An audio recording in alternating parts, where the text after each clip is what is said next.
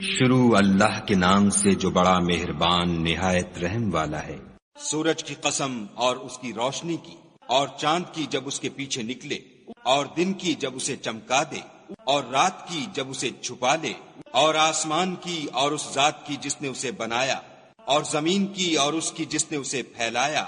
اور انسان کی اور اس کی جس نے اس کے اعضاء کو برابر کیا، پھر اس کو بدکاری سے بچنے اور پرہیزگاری کرنے کی سمجھ دی کہ جس نے اپنے نفس یعنی روح کو پاک رکھا وہ مراد کو پہنچا، اور جس نے اسے خاک میں ملایا وہ خسارے میں رہا۔ قوم سمود نے اپنی سرکشی کے سبب پیغمبر کو جھٹلایا۔ جب ان میں سے ایک نہایت بدبخت اٹھا تو خدا کے پیغمبر صالح نے ان سے کہا کہ خدا کی اونٹنی اور اس کے پانی پینے کی باری سے حذر کرو، مگر انہوں نے پیغمبر کو جھٹلایا اور اونٹنی کی کونچیں کاٹ دیں، تو خدا نے ان کے گناہ کے سبب ان پر عذاب نازل کیا اور سب کو ہلاک کر کے برابر کر دیا، اور اس کو ان کے بدلہ لینے کا کچھ بھی ڈر نہیں۔